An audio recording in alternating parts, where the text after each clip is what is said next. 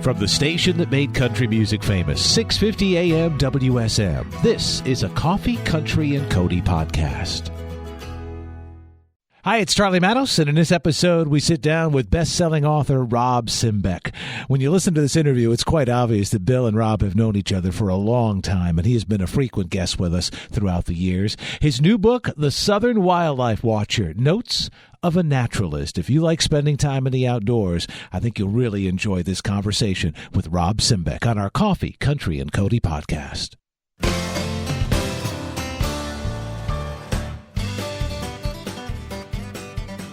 More Coffee, Country, and Cody is on WSM.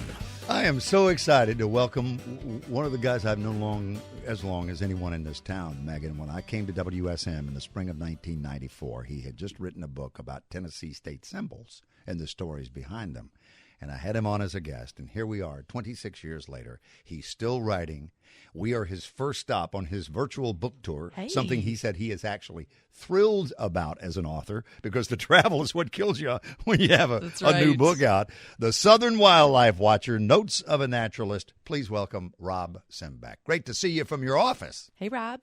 Good morning, guys. It is so great to be here. And Bill, I don't know if you remember, but that very first interview we did there was a tornado warning with the actual siren that went off while we were talking.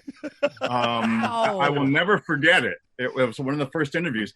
And you got to know, whenever I write a book, I think, how do I get on Bill's show with this one? So, with the Dollar General book, I knew they were an Opry sponsor. Cornelia Fort's daddy owned WSM for a while. And here we are. You can't miss with a country audience with the outdoors. How many books have you got now, Rob?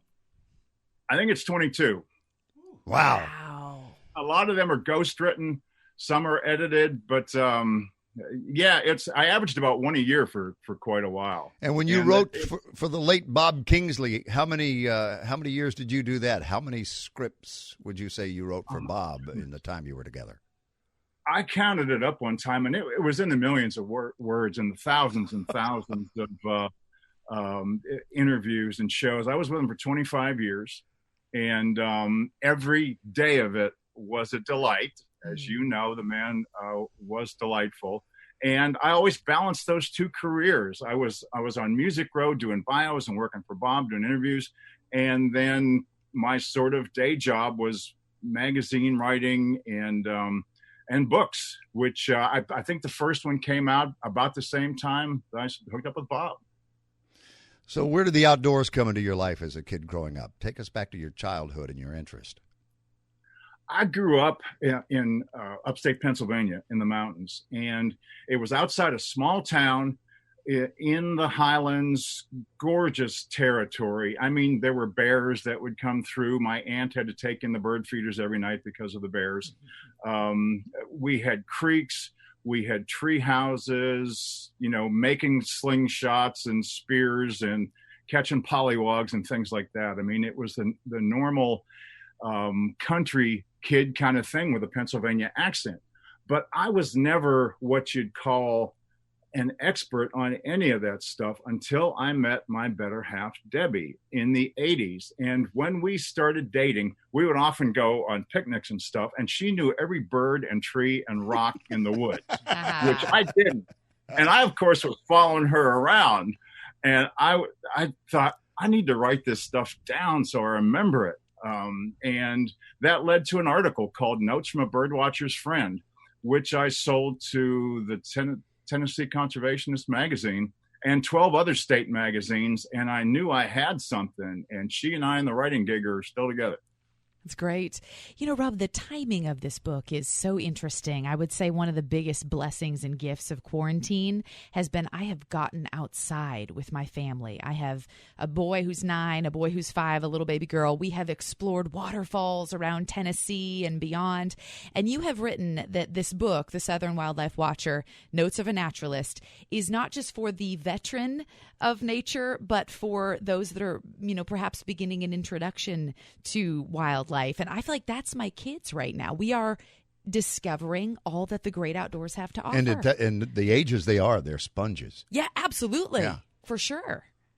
It is not hard to interest a kid in a bird. It just isn't. Or if you start with squirrels, or if you get a groundhog at the edge of the property, and that's the time to tell them how this all meshes together. I mean, how it fits, how birds live, where they lay eggs, how long it takes, who they have to watch out for as potential predators, and what they eat. And so this book takes 36 different creatures, 12 from the air, 12 from the land, and 12 from the water, and gives both, I hope, an introduction with enough facts, like I was just talking, the natural history, but then some stories and some poetry, and the way that I fell in love with the outdoors, one creature at a time, because of all the things to share, music and nature are the two probably dearest to my heart. And to be able to mix them for a career has been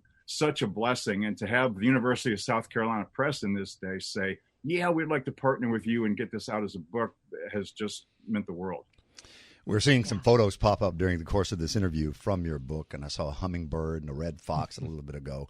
Living on the plains of Robertson County, the corn, which has a bountiful year for corn because of the rainfall we've had, but the corn has just started to turn.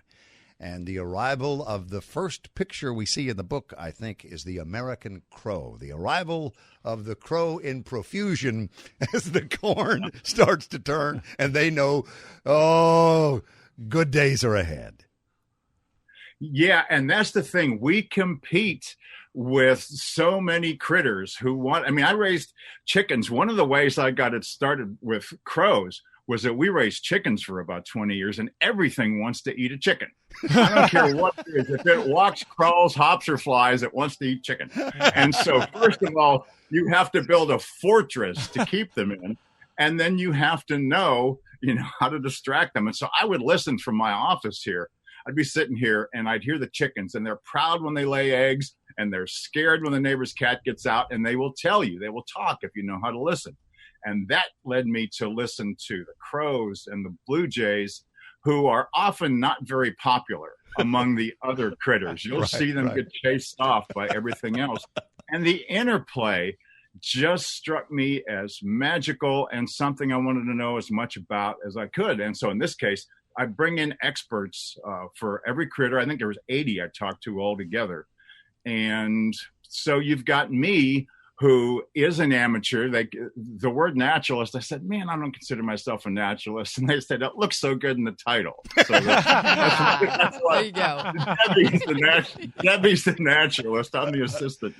Well, crows are so majestic, but I wonder if in your research you can confirm my wife's theory on crows. Because whenever you see one, she swears that they will peck your eyes out and steal your soul. Did you find this to be accurate in your research at all? Well, I'm sure you did find folklore with some of these animals, old wives' tales that came with them. Oh my goodness, yeah. And well, in fact, crows were notorious for showing up on battlefields after things were over. Crows and ravens.